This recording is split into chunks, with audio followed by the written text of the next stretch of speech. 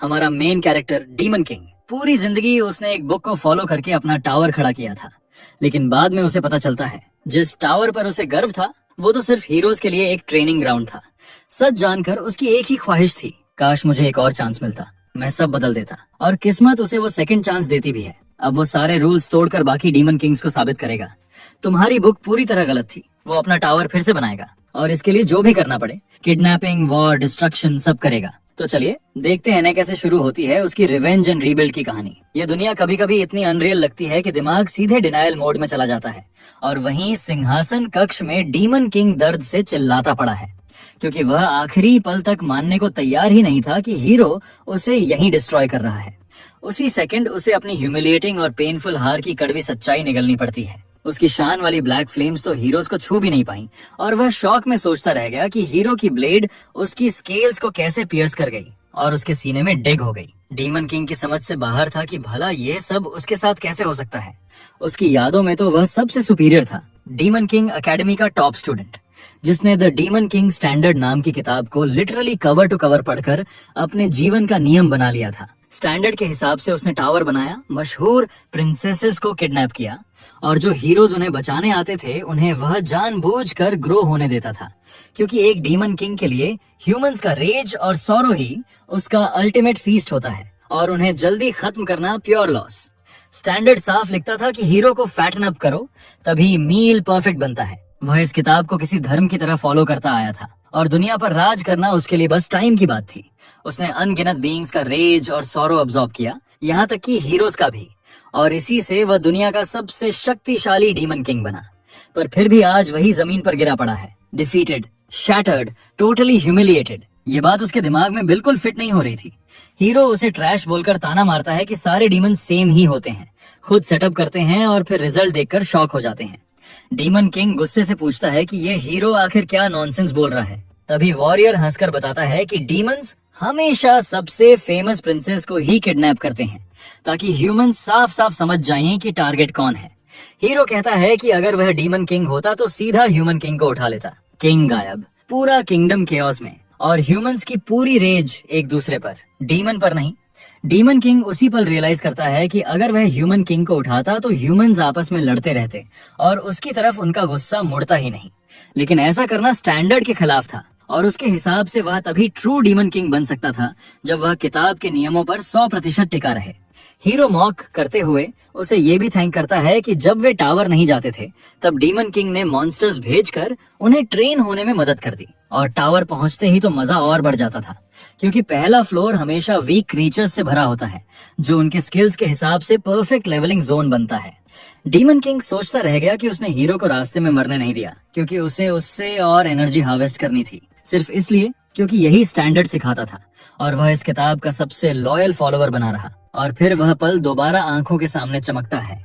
Hero full force से उसकी तरफ चार्ज करता है और डीमन किंग के चेहरे पर शॉक, फियर, रेज, सब कुछ एक साथ फट पड़ता है, क्योंकि अब फाइनली उसे पूरी सच्चाई समझ आ चुकी है। हीरो ठंडे कॉन्फिडेंस में रिवील करता है कि जब भी टावर पुराना पड़ जाता है वे लोग सिंपली डीमन किंग को एलिमिनेट कर देते हैं ताकि नया वाला स्पॉन हो जाए, और ये पूरी जगह बेसिकली हीरोज के लिए बनाया गया एक हंटिंग ग्राउंड है। वह अपने दोस्तों से पूछता है कि क्या वे अग्री करते हैं और बाकी हीरोज हंसते हुए हाँ बोलते हैं। डीमन किंग को स्पॉन्सर कहकर थैंक्स करते हैं कि उसने उन्हें लेवल अप करवाया और टावर को एक टॉप टियर ट्रेनिंग स्पॉट और लूट जोन में बदल दिया। जमीन पर गिरा पड़ा डीमन किंग शॉक में पड़ जाता है। उसे यकीन ही नहीं होता कि क्या उसकी टावर सिर्फ उनका जिम थी। हीरो मानता है कि डीमन किंग स्ट्रांग था और बहुत से हीरोज रास्ते में मारे भी गए, लेकिन उसी ने उसे और फेमस बनाया। वॉरियर गुड बाय बोलता है और फाइनल स्ट्राइक करने को स्वॉर्ड उठाता है।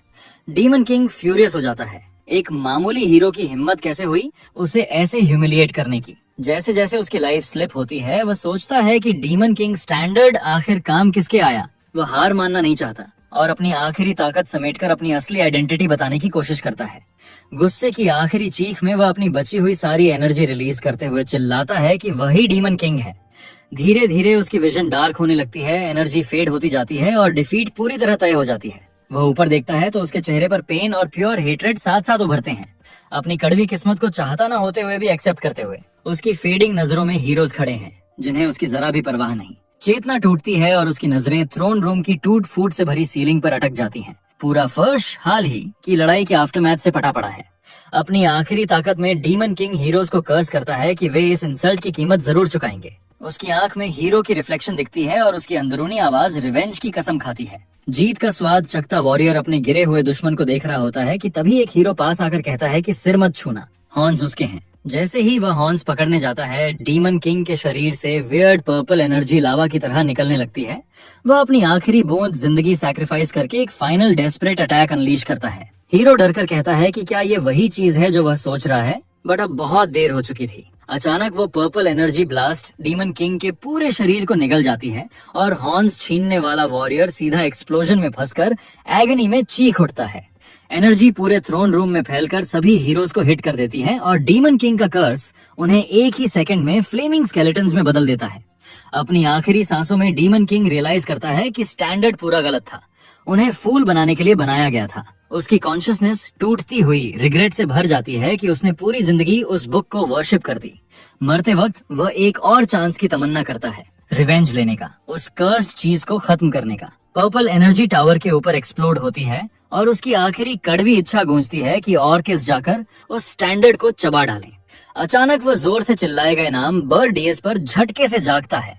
सांस तेज, दिल फुल स्पीड और दिमाग पूरी तरह ग्लिच में। वह खुद को किसी यंग बॉडी में किसी फेमिलियर जगह पर खड़ा पाता है, लेकिन समझ नहीं आता कि ये क्या वियर्ड सा सीन चल रहा है।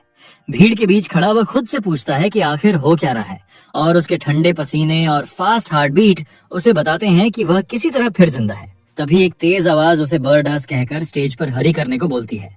स्टेज की तरफ चलते हुए वह अभी भी इस पूरी बिजार वाली सिचुएशन को प्रोसेस नहीं कर पा रहा, और उसी पल उसे ऐसा लगता है कि ये क्या वही चीज है जो वह सोच रहा है। अकेडमी का डीन उसे घूर कर पूछता है कि ग्रेजुएशन डे पर इतना डिस्ट्रैक्टेड क्यों खड़ा है, और फिर उसे रेड बैज थमाता है जो डीमन किंग अकेडमी पूरी करने वालों को दिया जाता है। उसी सेकंड्स में उसके दिमाग में लाइट बल्ब ऑन हो जाता है। बर्ज फाइनली समझ जाता है कि वह करीब 15 साल पहले वापस आ चुका है अपने ग्रेजुएशन डे पर। उसे नहीं पता क्यों वह पास्ट में आया, लेकिन इतनी बड़ी अपॉर्चुनिटी देखकर उसकी सारी सेंसेस शार्प हो जाती हैं। फिर क्लास वैलेडिक्टोरियन बर्डास को न्यू डीमन किंग्स की ओथ पढ़ने के लिए बुलाया जाता है, और सबके सामने वह डीमन किंग स्टैंडर्ड की प्रोजेक्शन और उसके 6 रूल्स के सामने खड़ा होता है। बर पहली बार उसे प्योर हेट्रेड और कंटेम्प्ट के साथ घूरता है। उसे याद आता है कि उसने कैसे हर सिलेबल को रटकर अपनी पूरी लाइफ उस बुक को डेडिकेट कर दी थी, और वही गार्बेज उसे उसकी मौत तक ले गई और हीरोज का टॉय बनाकर छोड़ दिया। बाकी ग्रेजुएट्स को देखते हुए उसे घिन्न होती है कि क्या उसे दोबारा यह नॉनसेंस पढ़ना पड़ेगा, और सबसे बुरी बात यह कि उसे सबके सामने उन रूल्स को फॉलो करने की ओथ लेनी है। टीचर्स और डीन उस पर प्राउड से मुस्कुराते हैं, लेकिन अंदर बर्ज अपने ह्यूमिलिएशन को याद करके दांत किटकिटाता है। फिर अनाउंसर उसका नाम पुकारता है और उससे great demon king standard recite करने को कहता है। बर के होंठों पर एक ट्विस्टेड प्योर हेट्रेड वाली स्माइल आ जाती है, क्योंकि वह अपना जवाब देने वाला है। सबकी आंखों के सामने मेन कैरेक्टर सीधा रिफ्यूजल कर देता है। पूरी एकेडमी शॉक में फ्रीज हो जाती है। उसके क्लासमेट्स पूरी तरह कंफ्यूज्ड हैं कि ये आदमी आखिर कर क्या रहा है। वह चिल्लाता है कि वह इतनी स्टूपिड ओथ कभी नहीं ले सकता, क्योंकि स्टैंडर्ड को फॉलो करना दुनिया की सबसे इडियोटिक चीज है। उसकी आंखों में खौलते गुस्से के साथ वह सबको सुनाता है कि डीमन किंग स्टैंडर्ड असल में पूरी तरह ट्रैश है। उसकी डिक्लेरेशन से पूरा हॉल हिल जाता है। एक प्रोफेसर इतना शॉक्ड हो जाता है कि उसके ग्लासेस खुद ब खुद क्रैक हो जाते हैं। डीन का तो गुस्सा और डिसबिलीफ दोनों स्काई हाई हो जाते हैं। बर्ड्स की चीख टेंशन से भरे ग्रैंड एकेडमी हॉल में गूंजती है, और उसी पल एकेडमी का सबसे बड़ा ओरेटर सीधा इस सेंचुरी का सबसे बड़ा लूनेटिक घोषित हो जाता है। एक दमदार इंटिमिडेटिंग शख्स गुस्से में अपनी हथेली जोर से पटकता है। उसकी रेज इतनी इंटेंस है कि हवा तक कांप जाती है। आर्च ड्यूक आर्केन ब्लेरेथ गरज कर कहता है कि बर्ड्स ने डीमन किंग स्टैंडर्ड को इंसल्ट करके सीधा मौत को इनवाइट किया है, और उस क्राइम पर उसे एग्जीक्यूशन तक मिल सकती है। लेकिन फिर भी आर्च ड्यूक ब्लेरेथ उसे एक आखिरी चांस देता है कि वह अपनी बात वापस लेकर माफी मांगे, वरना उसकी पोस्टिंग उसे आर्यन भेजकर खत्म कर दी जाएगी।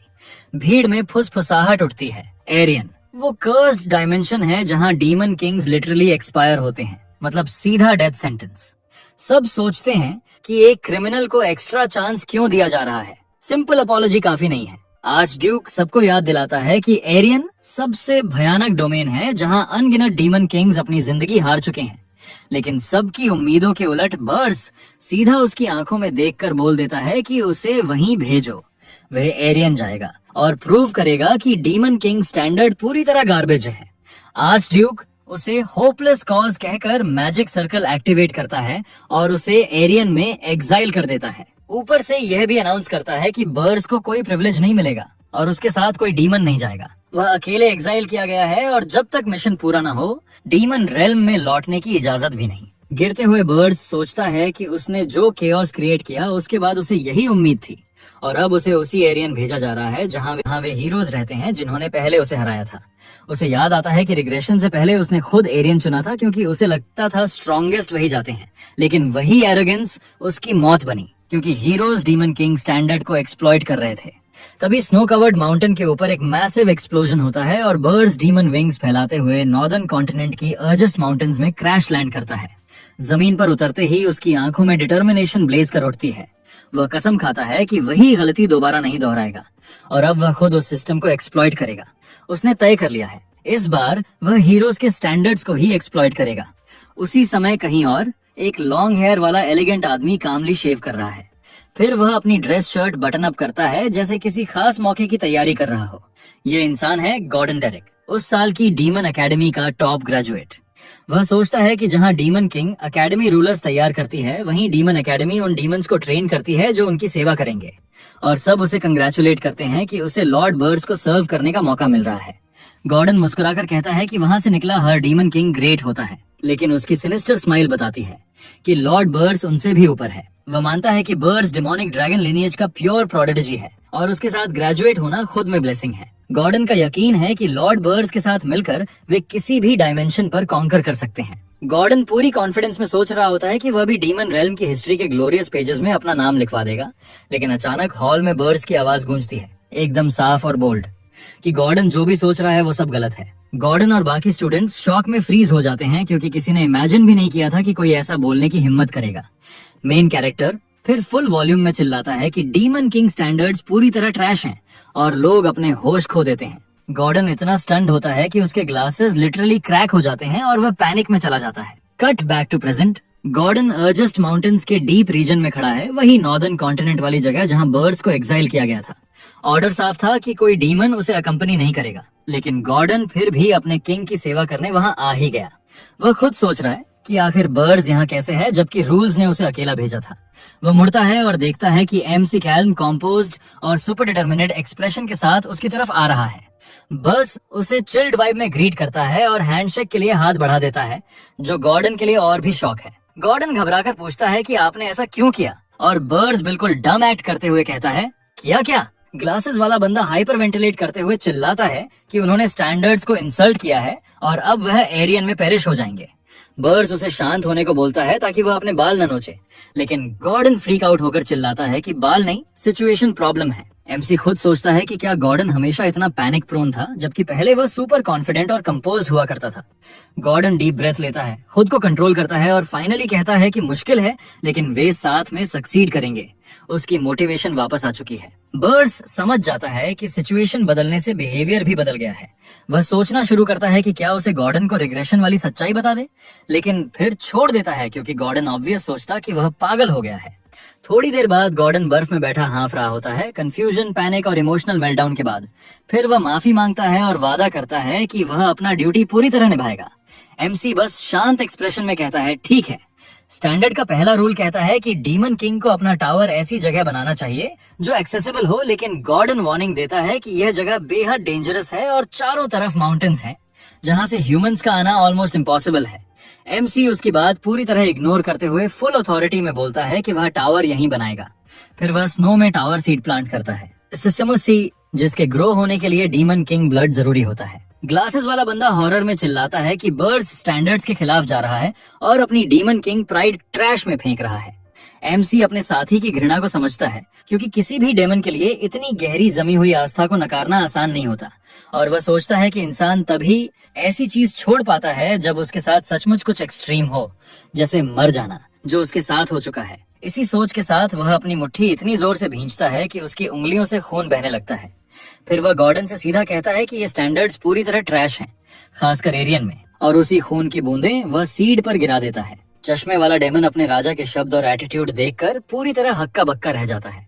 तभी एमसी के खून की एनर्जी पूरे बर्फीले पहाड़ों में फैलने लगती है। टावर का सीड खूंखार लाल चमक के साथ जल उठता है और तुरंत ही जमीन फाड़कर तेजी से बढ़ने लगता है। लाल एनर्जी की वेव फैलती है और बर्स अपने फैसले की वजह बताना शुरू करता है। वह बताता है कि एरियन हीरोज से भरा पड़ा है, हर तरफ, हर कोने में। और उसी पल उसके दिमाग में अपने पिछले जीवन में उसे हराने वाले हीरोज की यादें चमक कर लौट आती हैं। तभी टावर सिस्टम बोल उठता है, user identified bird Das of the black flame demonic dragon tribe. पहचान पूरी होते ही टावर पूरी ताकत से जमीन चीरकर ऊपर उठने लगता है। बर्स समझाता है कि यहाँ आने वाले डीमन किंग इसलिए मारे गए क्योंकि ह्यूमंस ने एक हिडन मैकेनिज्म खोज लिया और उसी का इस्तेमाल स्टैंडर्ड्स को उनके खिलाफ मोड़ने में कर लिया। इस जमीन पर ये स्टैंडर्ड्स काम ही नहीं करते, इन्हें हीरोज स्टैंडर्ड्स कहना चाहिए। जिसे सुनकर गॉर्डन और भी कंफ्यूज हो जाता है। उनके सामने बर्फ और पहाड़ों के बीच एक डरावना विशाल टावर खड़ा हो जाता है और गॉर्डन हैरानी से ऊपर देखता रह जाता है कि उसके राजा ने सच में फॉरबिडन जगह पर टावर समन कर दिया। एमसी बिना हिचके टावर की एंट्री की तरफ बढ़ जाता है और साथी को आने को कहता है। दोनों पहले फ्लोर पर पहुंचते हैं जहां एक बहुत बड़ा और बिल्कुल खाली हॉल होता है। गॉर्डन बोल उठता है कि यहाँ तो कुछ भी नहीं है और बर्स कहता है कि बिना प्रिविलेज वाले किंग के लिए यही सही टावर है। वे 5वें फ्लोर तक डीमन किंग चेंबर में पहुंचते हैं और देखते हैं कि हर फ्लोर बिल्कुल खाली है। चश्मे वाला डेमन कहता है कि अब जब टावर बन गया है तो कम से कम सेकंड रूल तो फॉलो करना चाहिए। स्टैंडर्ड्स का दूसरा रूल कहता है कि डीमन किंग को किसी हाई बॉर्न प्रिंस या प्रिंसेस को किडनैप करना चाहिए। गॉर्डन अपने राजा से सलाह देने की अनुमति मांगता है और एमसी उसे अनुमति दे देता है। वह सुझाव देता है कि कोरजान की प्रिंसेस को किडनैप करना चाहिए ताकि किंगडम की रेज को एब्जॉर्ब करके वह जल्दी ग्रो कर सके। उसे पूरा भरोसा था कि एमसी इसे मना कर देगा, लेकिन बर्स बिना किसी ड्रामा के उसे मान लेता है, जिससे गॉर्डन लिटरली शॉक में जम जाता है। एमसी कहता है कि उसके दिमाग में पहले से ही एक प्रिंसेस है और वह गॉर्डन को आदेश देता है कि वह टावर की रक्षा करे जबकि वह खुद निकल रहा है। यह सुनकर चश्मे वाला डेमन राहत की सांस लेता है और सोचता है कि उसका राजा बस ग्रेजुएशन के प्रेशर में था। फिर वह पूछता है कि बर्स आखिर किस प्रिंसेस को टावर में लाने की सोच रहा है। तभी एमसी दरवाजे पर रुककर पीछे मुड़ता है और पूरी सीरियसनेस के साथ अपनी बोल्ड प्लान रिवील करने की तैयारी करता है। वह महाद्वीप के सबसे दूर बसे हुए नेशन हिल्ड्रन किंगडम जा रहा है। इसी के साथ सीन कट होकर एक शानदार रोशनी से भरे कमरे की बालकनी पर पहुंचता है, जहां शांत सितारों से भरी रात चमक रही है। अचानक बर्स खिड़की के बाहर उड़ते हुए दिखाई देता है और उसके सामने खड़ी होती है एक खूबसूरत सुनहरे बालों वाली प्रिंसेस। वह बताता है कि इतनी सारी प्रिंसेसेस में उसकी टारगेट है 13वीं प्रिंसेस, वही जिसकी प्रेजेंस सबसे कम है। गंभीर नजर से वह लड़की को बताता है कि वह उसे आज रात अपने साथ ले जाने आया है। प्रिंसेस उसे शांत और जिज्ञासु नजरों से देखती है, बिल्कुल भी डर की झलक नहीं। मासूम और मुलायम आवाज में वह पूछती है कि वह है कौन और यहाँ क्या कर रहा है। बर्स सीधा अपना परिचय देता है कि वह डीमन किंग है और उसे किडनैप करने आया है। लेकिन प्रिंसेस अचानक मुस्कुराती है और ऐसी बात पूछती है जिससे एमसी लिटरली कंफ्यूज हो जाता है। वह पूछती है कि क्या वह सच में उसे संभाल सकता है। बर्स कुछ नहीं समझ पाता। उसे यह सवाल अजीब लगता है और वह सोचता है कि कहीं वह उसके साथ मजाक तो नहीं कर रही, क्योंकि वह एक डीमन किंग है। तभी प्रिंसेस अपने हाथ आगे बढ़ाती है और कहती है कि वह उसके साथ चलने के लिए तैयार है। यह सुनकर बर्स पूरी तरह स्टन्ड हो जाता है। वह उसकी कामनेस को बेहद अजीब पाता है और पूछता है कि वह आखिर प्लान क्या कर रही है। लेकिन लड़की कहती है कि उसे तो पहले से ये उम्मीद थी। एमसी उसे चेतावनी देता है कि उससे ट्रिक करने की कोशिश न करे, क्योंकि वह डेस्परेट है और किसी चाल में फंसने वाला नहीं है। प्रिंसेस कहती है कि वह कुछ भी प्लान नहीं कर रही, क्योंकि ट्रैप लगाने का कोई भी तरीका नहीं था। जब उसे पता ही नहीं था कि बर्स आने वाला है, बर्स मानता है कि उसकी बात सॉलिड है, पर फिर भी दिल के अंदर एक अजीब सा डिस्कम्फर्ट बना रहता है। प्रिंसेस दोबारा हाथ बढ़ाकर पूछती है कि क्या वे जा सकते हैं और इससे एमसी की सस्पेशन और बढ़ जाती है। कट होकर हम देखते हैं कि बर्स उसे साथ लेकर उड़ते हुए अपने बर्फीले फोर्ट्रेस यानी बर्स टावर की तरफ जा रहा है। टावर के गेट पर गॉर्डन उसे देखकर राहत महसूस करता है कि उसका राजा सही सलामत लौट आया। बर्स आदेश देता है कि प्रिंसेस को 4थे फ्लोर पर रखा जाए, प्रिजन में नहीं, जिससे गॉर्डन चौंक जाता है। लेकिन वह समझ भी जाता है कि उसके राजा ने सही फैसला लिया, क्योंकि प्रिंसेस ने कहीं भी रेजिस्टेंस नहीं किया।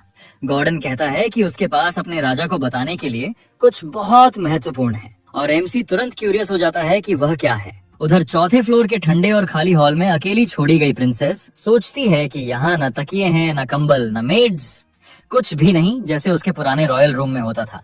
उसे अपने किंगडम के खूबसूरत गार्डन याद आते हैं और वह महसूस करती है कि यह जगह बिल्कुल उसके घर जैसी नहीं है, फिर भी उसके चेहरे पर एक शरारती मुस्कान उभरती है और वह सोचती है कि इतना भी बुरा नहीं है। इसी बीच थ्रोन रूम में बर्स को बीस्ट टावर की तरफ से आए एक इनविटेशन के बारे में बताया जाता है और उसका इंटरेस्ट तुरंत जाग उठता है। गॉर्डन कंफर्म करता है कि यह नए डीमन किंग के लिए वेलकम पार्टी है, लेकिन बर्स तुरंत सस्पिशियस हो जाता है क्योंकि डीमन किंग्स अक्सर प्राउड होते हैं, पर एरियन में एक अनप्रेसिडेंटेड फैक्टर की वजह से साथ काम करते हैं। बर्स पहले उन्हें इग्नोर करता था क्योंकि वह सोचता था कि वे वीक हैं, पर अब डिसाइड करता है कि थोड़ी इंटरैक्शन कर ली जाए। सीन कट होकर बीस्ट टावर में पहुंचता है, जो जंगल के बीचों बीच एंशिएंट और इम्पोजिंग स्ट्रक्चर है अंडर ड्रैक्सन। बीस्ट डीमन किंग अपने थ्रोन पर बैठा मीट का टुकड़ा मुंह में डालकर इंट्रोड्यूस करता है और पूछता है कि बर्स नया डीमन किंग है क्या, और सुना है उसने ट्रेडिशन का मजाक उड़ाया। एमसी शांत होकर पूछता है कि क्या वह फाइट करने आया है और कहता है बस बता दो जो चाहिए। जायंट बीस्ट हंसता है और कहता है कि आर्च ड्यूक आर्केन ने उसे बर्स को संभालने के लिए भेजा है। बर्स उसे नॉइजी ओल्ड वैम्पायर कहता है और सोचता है कि उसे आयरन भेजना ही काफी नहीं था। ड्रैक्सन गाय की ऑडेसिटी पर फ्यूरियस हो जाता है और कहता है इतनी गट्स कैसे निकाली। बीस्ट डीमन किंग मीट का टुकड़ा फ्लोर पर इतना फोर्स से फेंकता है कि गाय इंटिमिडेट हो जाए। फिर बर्स को मीट चाटने का ऑर्डर देता है और कहता है अगर उसने किया तो उसकी इम्प्यूडेंस फॉरगिव करेगा। एमसी पूछता है क्या ड्रैक्सन नहीं जानता कि वह क्यों आया है, और बताता है कि क्योंकि उसने ऑर्थोडॉक्सी का मॉक किया। एक मॉकिंग स्माइल के साथ बर्स रिवील करता है कि ऑर्थोडॉक्सी के अनुसार डीमन किंग्स एक दूसरे से फाइट नहीं कर सकते, लेकिन गाय पूरा रूल इग्नोर करता है और बीस्ट किंग के चिन पर एक पावरफुल किक लगाता है।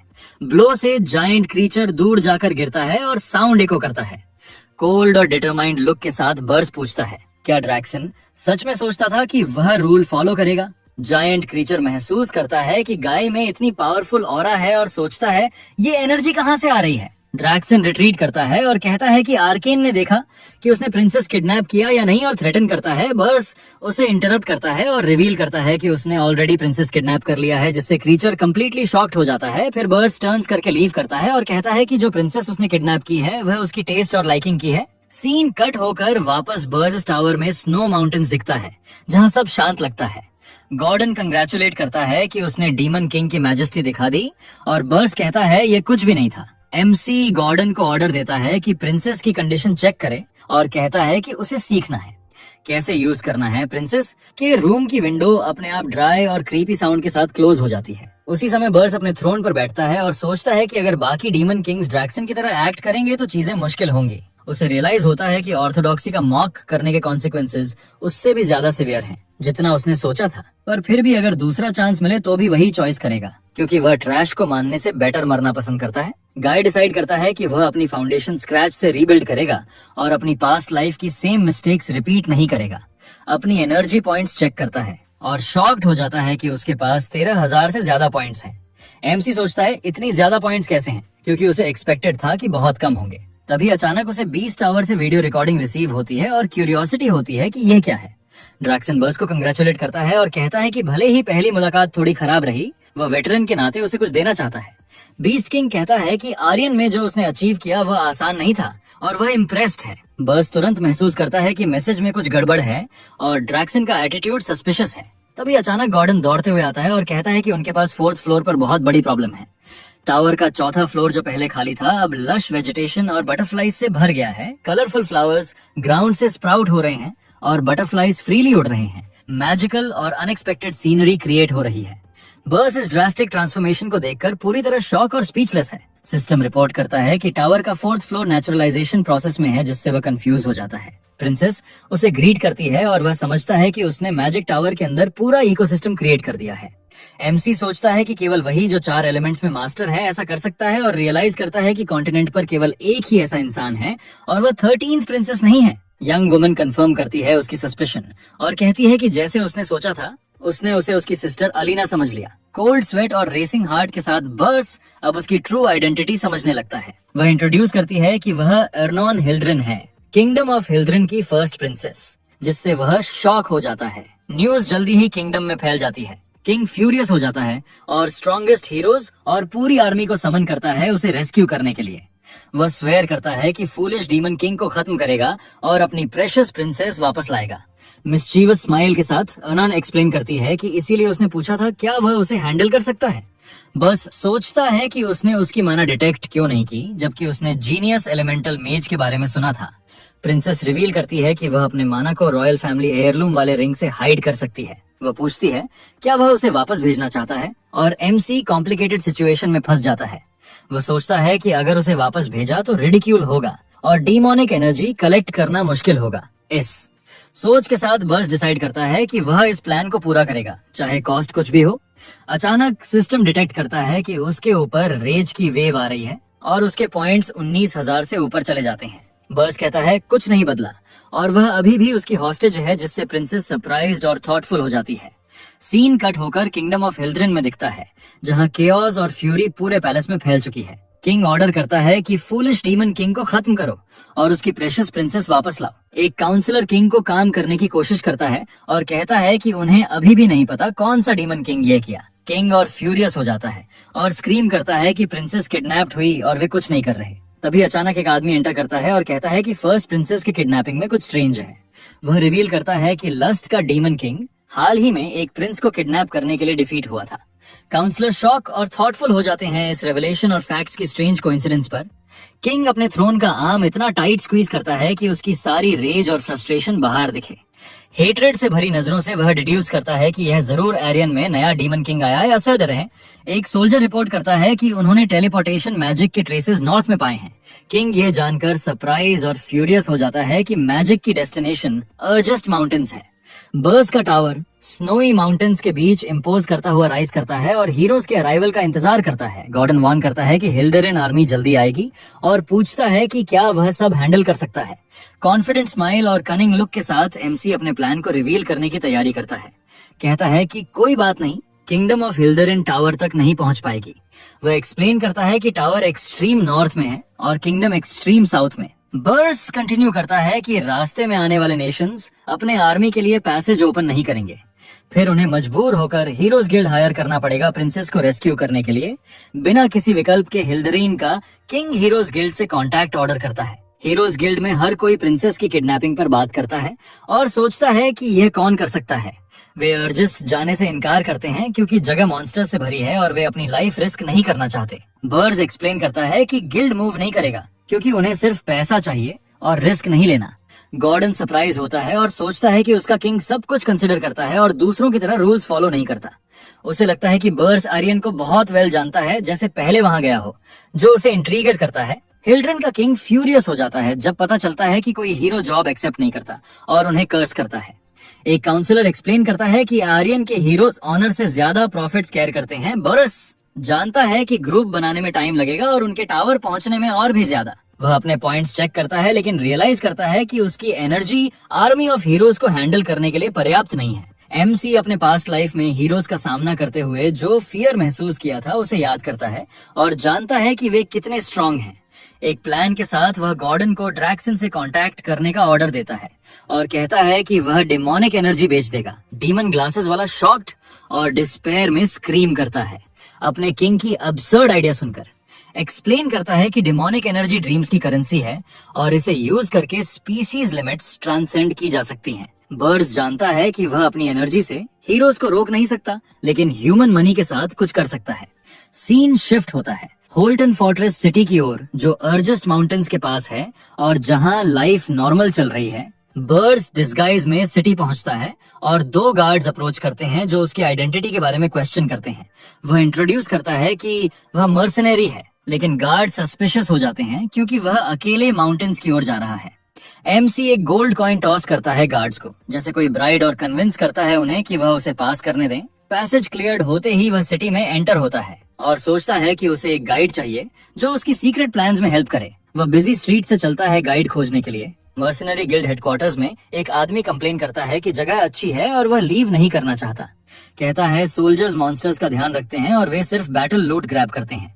एक कंपेनियन पूछता है क्या उसने नया डीमन किंग माउंटेन्स में नहीं सुना।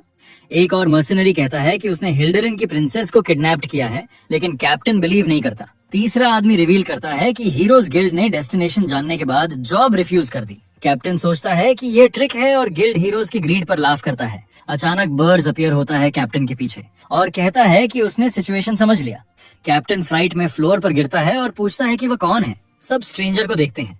सिनिस्टर स्माइल के साथ बर कहता है कि वे अच्छी जानकारी रखते हैं और परफेक्ट गाइड्स हैं उसके लिए। मर्सनरीज अनॉयड होते हैं और अटैक करते हैं। कहते हैं वह कोई भी तरीका अपनाए वह अलाइव नहीं छोड़ेगा। एमसी आसानी से अटैक्स डॉज करता है और पावरफुल पंचेस से उन्हें 1 by 1 डिफीट करता है। इम्प्रेसिव स्पीड और स्ट्रेंथ से फाइट कंटिन्यू करता है। सब शॉक्ड हैं। एक जायंट आदमी क्लब से अटैक करता है लेकिन बर एक हाथ से ब्लो रोक देता है। फिर क्लब तोड़कर एक पावरफुल पंच उसके फेस में डिलीवर करता है और नॉकआउट कर देता है। मैलिशियस स्माइल और ग्लोइंग आईज के साथ एमसी अपनी ट्रू स्ट्रेंथ और पावर शो करता है। मर्सनरीज टेरिफाइड होकर रिट्रीट करते हैं। अपर फ्लोर के आर्चर एरोस शूट करते हैं लेकिन बर एफर्टलेसली डॉज करता है। फिर सुपर ह्यूमन स्ट्रेंथ से टेबल फेंककर उन्हें इंस्टेंट डिफीट करता है। बाहर सब शॉक्ड हैं और उसे मॉन्स्टर बुलाते हैं जबकि बर्स उन्हें बीटिंग देता है। बाहर एक मेज कमेंट करता है कि ये फिर फाइट कर रहे हैं और सोचता है क्या इन्हें फैटीग नहीं होता। Guild floor defeated. बॉडी जज से कवर है। बर्स अप्रोच करता है फॉलन कैप्टन के पास और इंटरोगेट करता है। पूछता है ह्यूमन मार्केट का लोकेशन। एक्सचेंज में उसके लाइफ के लिए सीन चेंज होता है एक लग्जरी और इम्पोजिंग मंशन की ओर। सराउंड बाय ट्रीज और स्कॉल गेट बर्स और उसका मर्सनरी गाइड डिस्गाइज में ह्यूमन मार्केट एंट्रेंस की ओर वॉक करते हैं। गाइड एक केज दिखाता है फुल ऑफ मेन और पूछता है क्या वे एमसी की लाइकिंग के हैं। बर्स पूछता है क्या कुछ रेयर नहीं है और गाइड को बैग ऑफ गोल्ड टॉस करता है पेमेंट के रूप में। ग्रीडी स्माइल के साथ गाइड उसे अंदर ले जाता है और कहता है उसके पास एग्जैक्टली वही है जो वह चाहता है। एमसी रिफ्लेक्ट करता है कि ह्यूमंस डिजायर मनी और demons desire demonic energy. Difference कोई नहीं है। वे स्टोन स्टेयरकेस डिसेंड करते हैं मार्केट के सीक्रेट एरिया की ओर। गाइड उसे स्पेशल सेक्शन में ले जाता है जहां प्लेस के रेयरेस्ट और मोस्ट वैल्यूएबल लोग रखे जाते हैं। टावर में वापस बर्स गॉर्डन को समझाता है कि ह्यूमन मनी से वह लोगों को बाय कर सकता है और उसने प्लान बनाया है एक एल्फ को खरीदने का जो अपनी इंटेग्रिटी के लिए जाना जाता है ताकि उसे हीरो के खिलाफ स्पाई के रूप में यूज किया जा सके। एमसी बिलीव करता है कि एल्फ को स्पाई के रूप में यूज करना हीरोज में केओस क्रिएट करेगा और एडवांटेज देगा। वहीं हिल्ड्रन किंगडम में हीरो हेलन कार्गल किंग के सामने प्रेजेंट होता है और रेस्क्यू मिशन एक्सेप्ट करता है। वह स्वेयर करता है कि प्रिंसेस को रेस्क्यू करेगा और डीमन किंग का सिर जस्टिस के नाम पर लाएगा। डिटर्मिन्ड लुक और फर्वर से हीरो अपनी डेंजरस जर्नी के लिए तैयार होता है। बर्स प्लान करता है एल्फ को स्पाई बनाने का ताकि हीरोज कंफ्यूज हो और उसकी योजना और इफेक्टिव और अनएक्सपेक्टेड बने। ह्यूमन मार्केट में एमसी कहता है कि वह एक एल्फ खरीदना चाहता है और उसके गाइड को पेमेंट देगा। बर्स पूछता है अगर गाइड ऑब्जेक्ट करता है और मैन डरते हुए डिनाई करता है पेमेंट लेते हुए। एमसी कहता है कि वह एल्फ के साथ अकेला रहना चाहता है कंफर्म करने के लिए कुछ। गाइड वरीड होता है लेकिन बर्स कहता है फाइन है और अगर कुछ हुआ तो गाइड मिस्टेक का पेमेंट देगा। इरिटेट हो जाता है गाइड। एमसी केज के पास जाता है जहां एल्फ चेंड है और सीरियस लुक से सीन ऑब्जर्व करता है। नोबल एल्फ को स्लेव के रूप में देखकर रिग्रेट करता है और अपनी मैजिक से उसे फ्री कर देता है। एल्फ डिमोनिक एनर्जी महसूस करता है और पूछता है क्या वह डीमन है और उसे क्या चाहिए। बर्स ऑफर करता है रिवेंज की चांस ह्यूमंस से जिन्होंने उसे कैप्चर्ड और ह्यूमिलिएट किया। एल्फ टेम्प्टेड होता है लेकिन कहता है कि वह डीमंस पर उतना ट्रस्ट नहीं करता जितना ह्यूमंस पर। एमसी कहता है वो डिफरेंट है और प्रॉमिस करता है उसकी सेफ्टी और फ्रीडम की अगर वह लॉयल रहेगा 50 ईयर्स तक। एक्सप्लेन करता है कि 50 ईयर्स एल्फ के लिए ज्यादा नहीं है और ये ह्यूमंस द्वारा ह्यूमिलिएशन से बेटर है। एल्फ अक्यूज करता है कि वह डीमन है जो वर्ल्ड ट्री डिस्ट्रॉय करना चाहता है और कहता है स्ट्रेंज है डीमन का एल्फ से मदद मांगना। बर एडमिट करता है कि वह राइट है। कनिंग स्माइल के साथ एमसी डिसाइड करता है कि वह एल्फ को इरिफ्यूटेबल प्रपोजल देगा। स्वेयर करता है डीमन किंग्स स्टैंडर्ड्स पर कि वह प्रॉमिस रखेगा और वर्ल्ड ट्री को टच नहीं करेगा। बदले में वह एल्फ से स्वेयर करवाता है वर्ल्ड ट्री पर कि वह उसे लॉयल्टी देगा 50 साल तक। एल्फ कहता है स्ट्रेंज है लेकिन एक्सेप्ट करता है प्रपोजल। अगर एमसी इतना आगे जाता है प्रूफ देने के लिए।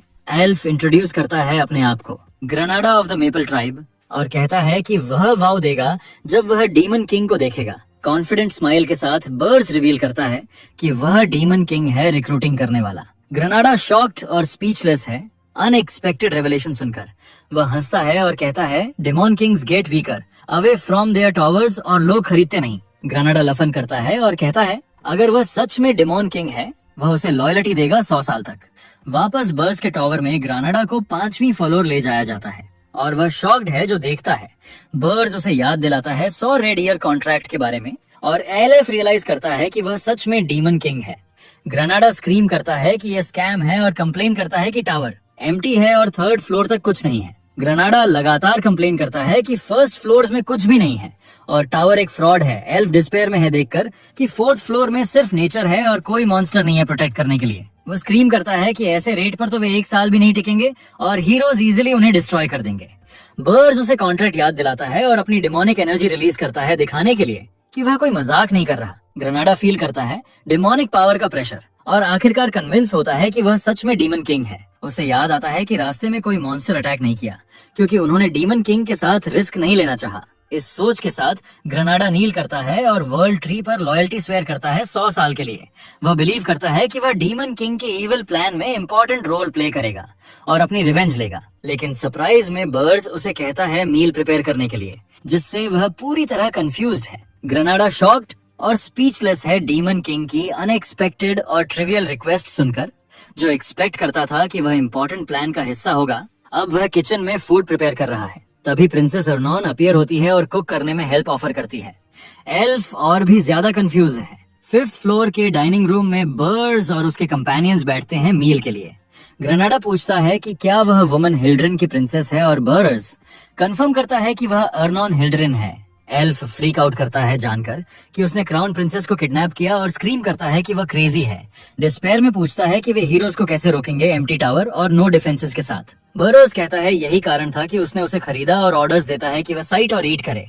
एल्फ कंफ्यूज्ड है, एमसी फूड की प्रेज करता है और प्रिंसेस कहती है कि उसने हेल्प किया, जिससे ग्रेनाडा और भी लॉस्ट है। 4th फ्लोर में बर्ड्स कहता है कि अगर हीरोज वहां पहुंच गए तो उनके लिए गेम ओवर हो जाएगा। वो रिवील करता है कि ग्रेनाडा ह्यूमन वर्ल्ड में उसकी जगह डिसरप्शन करेगा और एल्फ समझता है कि वह स्पाई होगा। एमसी कहता है कि उसे स्किल्स टेस्ट करनी है और चैलेंजेस करता है फाइट के लिए। राइट देयर बर्ड्स ऑफर करता है फाइट करने का एक हाथ से और नो डिमोनिक एनर्जी यूज करने का और कॉन्ट्रैक्ट रिड्यूस करने का। अगर एल्फ जीते, ग्रेनाडा एक्सेप्ट करता है चैलेंज और पूरी तैयारी करता है फाइट करने के लिए, अपनी फ्रीडम वापस पाने के लिए। एल्फ इंप्रेसिव स्पीड के साथ एडवांस करता है और एमसी पर सीरीज ऑफ ब्लोज अटैक करता है। वह एनवायरनमेंट की माना यूज करता है अपने अटैक्स स्ट्रेंथन करने के लिए और बर्ड्स को सरप्राइज करता है अपनी स्किल से। एमसी उसकी मूव्स की प्रेज करता है और रियलाइज करता है कि उसने 4th फ्लोर की माना एब्जॉर्ब कर ली। ग्रेनाडा स्क्रीम करता है कि उसने रॉन्ग अपोनेंट और प्लेस चूज किया और प्रिपेयर करता है पावरफुल अटैक। वह अपनी मैजिक यूज करता है बर्ड्स को वाइन्स में ट्रैप करने के लिए और उसे वल्नरेबल छोड़ देता है डायरेक्ट अटैक के लिए। एल्फ एडवांस करता है फाइनल ब्लो डिलीवर करने के लिए और स्क्रीम करता है कि वह अपना 50 साल वापस लेगा सिनिस्टर स्माइल के साथ। बर्ड्स कहता है कि इतना काफी है उसकी स्किल्स टेस्ट करने के लिए। वह ट्रांसफॉर्म होता है अपनी डिमोनिक फॉर्म में और रिमाइंड करता है ग्रेनाडा को कि उसका ट्रू ओपोनेंट कौन है। एमसी कहता है कि वह डिमोनिक एनर्जी यूज नहीं करेगा, लेकिन अपनी स्ट्रेंथ कंट्रोल करेगा ताकि उसे किल न करे। ग्रेनाडा पूरी तरह टेरिफाइड है। बर्ड्स की ट्रांसफॉर्मेशन और ऑरा ऑफ पावर देखकर और रिट्रीट करने की कोशिश करता है। उसी समय टावर में एक बड़ा एक्सप्लोजन होता है और आवाज सराउंडिंग स्नोई माउंटेन्स में गूंजती है। सीन चेंज होता है मर्सनरी हेडक्वार्टर्स इन हॉटन वॉक, जहां लाइफ नॉर्मली चल रही है। वही मर्सनरी गाइड जो बर्ड्स को हेल्प किया था अपीयर होता है, आंखों में गोल्ड शाइन और हैप्पीनेस एक्सप्रेशन के साथ। बर्ड्स कहता है कि वह गाइड को 1 साल के लिए हायर करना चाहता है और आदमी एक्साइटेडली एक्सेप्ट करता है और बजट पूछता है। एमसी एक bag full of gold deposit के रूप में फेंक देता है, जिससे सारे मर्सनरीज शॉक में हैं। मर्सनरीज अपने कैप्टन को लॉयल्टी स्वेयर करते हैं और वह सोचता है कि नया स्क्वाड बनाना चाहिए। बर्ड्स ऑर्डर्स देता है कि कैप्टन अपनी टीम में एक आदमी रखे जो उसके ऑर्डर्स ट्रांसमिट करे और वह एक्सेप्ट करता है। ग्रेनाडा अपीयर होता है ब्रूज्ड फेस के साथ और इंट्रोड्यूस करता है अपने आप को न्यू टीम मेंबर के रूप में। मर्सनरीज शॉक और डर जाते हैं एल्फ की हालत देखकर फाइट के बाद बर्ड्स के साथ। वे डर और रिग्रेट में क्राइंग करते हैं कि उन्होंने इतना पावरफुल आदमी चैलेंज किया। मर्सनरीज एक ग्रुप हग में यूनाइट होते हैं और ग्रेनाडा को अपने न्यू कंपेनियन के रूप में एक्सेप्ट करते हैं। बर्ड्स इस सीन को ऑब्जर्व करता है और सोचता है कि भले ही वे मीडियोकर हैं, लेकिन एक्सपीरियंस्ड हैं और रेयर हैं। वह जानता है कि हिल्ड्रिन का कॉल सुनने वाला एक ही हीरो होगा, Helen Kargil, demon slayer. MC mercenaries को फर्स्ट मिशन देता है और ऑर्डर्स देता है इन्वेस्टिगेट करने के लिए। हीरो हिल और कार्गिल को वो ऑर्डर्स देता है इन्वेस्टिगेट करने के लिए। Hero hired by Hildrin mercenaries enthusiasm के साथ मिशन एक्सेप्ट करते हैं और तुरंत लीव करने की तैयारी करते हैं। अपने टावर में बर्ड सोचता है कि अब जब उसने टास्क ग्रेनाडा को डेलीगेट कर दिया है, उसका समय है खुद को स्ट्रांग बनाने का। वह मॉनिटरिंग स्क्रीन्स ऑब्जर्व करता है और अपनी ट्रेनिंग और स्ट्रेंथनिंग शुरू करने की तैयारी करता है। डिमोनिक एनर्जी यूज की जा सकती है टावर अपग्रेड करने के लिए, या डीमन किंग खुद को बर्ड्स को स्ट्रॉन्ग बनने का ओनली वे है स्पिरिट फ्लावर, एक माना क्रिस्टल। अर्जेस्ट माउंटेन्स में नेचर अनटच्ड है और स्पिरिट फ्लावर्स नेचुरली माना एब्जॉर्ब करती हैं, जिससे उनकी एनर्जी और रिफाइंड और पावरफुल बनती है। एक ट्रू ट्रेजर बर्ड्स गॉर्डन से कहता है कि वह कुछ स्पिरिट फ्लावर्स ढूंढने जा रहा है अपनी पावर इंक्रीज करने के लिए। गॉर्डन वार्न करता है कि बिना प्रिपरेशन जाना रिस्की है और मॉन्स्टर्स फर्स्ट अपॉर्चुनिटी पर अटैक करेंगे। बर कहता है कि वह मॉन्स्टर्स हैंडल कर सकता है, लेकिन फ्लावर्स फाइंड करना डिफिकल्ट होगा बिना माना डिटेक्टर के। अचानक डोर पर नॉकिंग सुनाई देता है और वंडर करते हैं कौन होगा। उसी समय प्रिंसेस अर्नोन अपीयर होती है स्लाइम ऑन हर हेड के साथ और पूछती है कि क्या वे बिजी हैं। दोनों सरप्राइज हैं प्रिंसेस की सडन अपीयरेंस पर और नहीं जानते रिएक्ट कैसे करें। सीन चेंज होता है बर्ड्स और अर्नोन लीविंग द टावर के साथ, जहां प्रिंसेस के स्पिरिट्स फ्लोट कर रहे हैं। अर्नोन कहती है कि वह एक्साइटेड है और रिमाइंड करती है बर्ड्स को उसकी प्रॉमिस के बारे में कि उसे डेकोरेट करने देगी 4th फ्लोर को। एमसी अग्री करता है बशर्ते कि अर्नोन स्पिरिट फ्लावर्स ढूंढे और सोचता है कि वह कितनी दूर जाएगी। प्रिंसेस खुश होती है और सोचती है कि उसने कभी नहीं सोचा था कि वह टावर छोड़ पाएगी, और अच्छा हुआ कि उसने चेक किया। वह अपने फायर स्पिरिट्स में से एक को जेंटल स्माइल के साथ पेट करती है और जर्नी के लिए तैयार होती है। बर्स उसे उठाता है और कहता है होल्ड ऑन टाइट, जबकि वह अपने डेमन विंग्स ओपन करता है। फिर हाई स्पीड में स्काई में फ्लाई करता है, जिससे प्रिंसेस स्टार्टल और अनप्रिपेयर्ड हो जाती है। यंग वुमन अपनी आंखें टाइटली बंद कर लेती है। स्पीड और सनलाइट के कारण धीरे धीरे आईज खोलती है और पहली बार ऊपर से दुनिया का व्यू देखकर अमेज्ड हो जाती है। एरनन रियलाइज करती है कि किडनैपिंग के दिन उसने vastness of the world notice नहीं किया था। डार्कनेस के कारण उसे अपने मोनोटोनस लाइफ की याद आती है, जहां सिर्फ ट्रेनिंग और स्टडी थी, और सोचा करती थी कि ऐसा ही रहेगा जब तक वह मर जाएगी। प्रिंसेस कहती है कि शायद वह अकेली है जिसने अर्जेस्ट माउंटेन्स के ऊपर उड़ान भरी। बर्ड्स उसे प्रिंसेस कहकर पूछता है क्या करना है, लेकिन वह इंटरप्ट करती है और कहती है उसे अर्नोन कहो। वह उसे स्कोल्ड करता है फॉरगेटिंग हर प्लेस के लिए और थ्रेटन करता है अंडरग्राउंड प्रिजन भेजने की। अर्नोन अपोलोजाइज करती है और बर उसे ऑर्डर्स देता है कि अपनी स्पिरिट्स का यूज करे। स्पिरिट फ्लावर्स ढूंढने के लिए प्रिंसेस के स्पिरिट्स उन्हें गुड बाय कहते हैं और सेफ रिटर्न की विश करते हैं जर्नी से। बर सोचता है कि शायद वे फ्लावर्स जल्दी नहीं पाएंगे, लेकिन उससे तेज होंगे। अचानक अर्नोन शाउट करती है कि उसने एक फाइंड किया और स्नो के बीच ग्लोइंग फ्लावर की ओर पॉइंट करती है। एक beautiful ice spirit flower bluish और प्योर लाइट में शाइन करती है लैंडस्केप के बीच।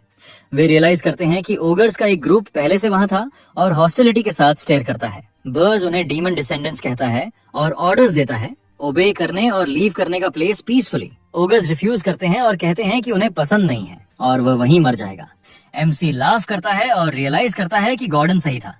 मॉन्स्टर के वाइल्ड नेचर के बारे में वह अपने डिमोनिक फॉर्म में ट्रांसफॉर्म करता है और कहता है कि वह उन्हें सिंपली एशेज में बर्न कर देगा। ओगर्स अटैक करने के लिए एडवांस करते हैं और स्क्रीम करते हैं प्रोटेक्ट करने के लिए जो उनका है, और किल और ईट करने के लिए इंट्रूडर को। बर्ड्स अपना डिमोनिक एनर्जी कॉन्सेंट्रेट करता है और प्रिपेयर होता है डेवास्टेटिंग अटैक अनलीश करने के लिए।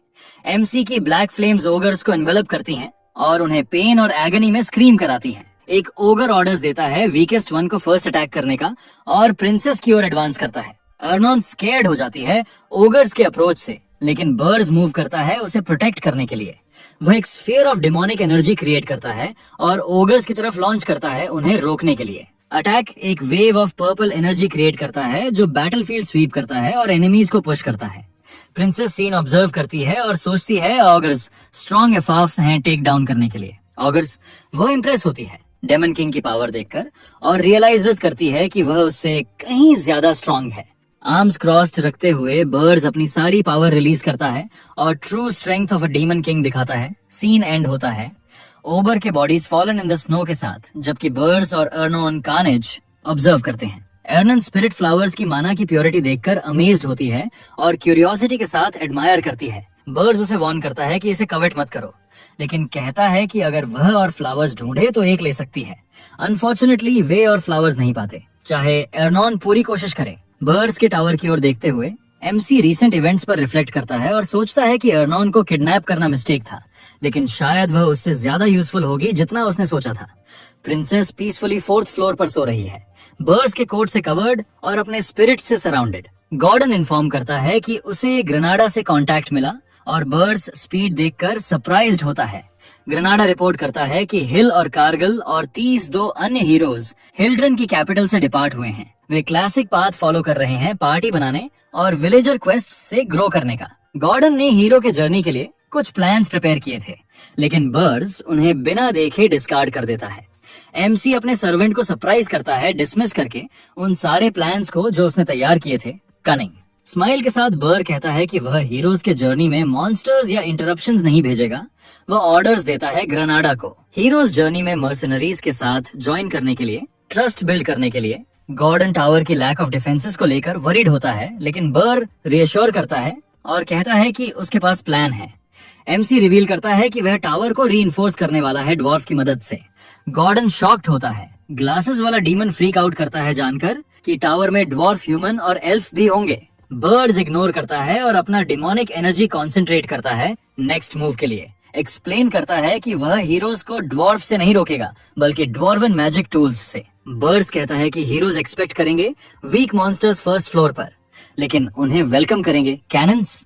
गॉर्डन आइडिया देखकर शॉक्ड होता है और रियलाइज करता है कि हीरोज कभी भी इसके लिए प्रिपेयर्ड नहीं होंगे। वह हेड शेक करता है डिनायल में और कहता है कि फिर भी ये स्टैंडर्ड से बहुत दूर है। वह टर्न करता है और देखता है कि बर ऑलरेडी थ्रोन से डिसअपियर हो गया है, उसे कमरे में अकेला छोड़ते हुए। ग्लासेस वाला डीमन फ्रीक आउट करता है, रियलाइज करके कि उसका किंग बिना वार्निंग के दूसरे किडनैपिंग के लिए चला गया। सीन चेंज होता है वॉलनर में, अंडरग्राउंड सिटी ऑफ ड्वार्फ्स, जहां लाइफ अपने रिदम में चल रही है। एक ड्वार्फ ब्लैकस्मिथ अपने फौज में स्किल और कंसंट्रेशन के साथ काम कर रहा है हॉट मेटल को शेप देने में। पता चलता है कि यह लॉगर फ्रेडरिक है, बेस्ट ड्वार्फ ब्लैकस्मिथ, और वह अब किडनैप होने वाला है। आज के लिए वीडियो यहीं खत्म करता हूँ। ये एक नई सीरीज थी और जितने भी चैप्टर्स आए थे मैंने सब एक्सप्लेन कर दिया है। अब बताइए, क्या इस सीरीज को मैं कंटिन्यू करूं या कुछ नया शुरू करूं? Okay, bye bye.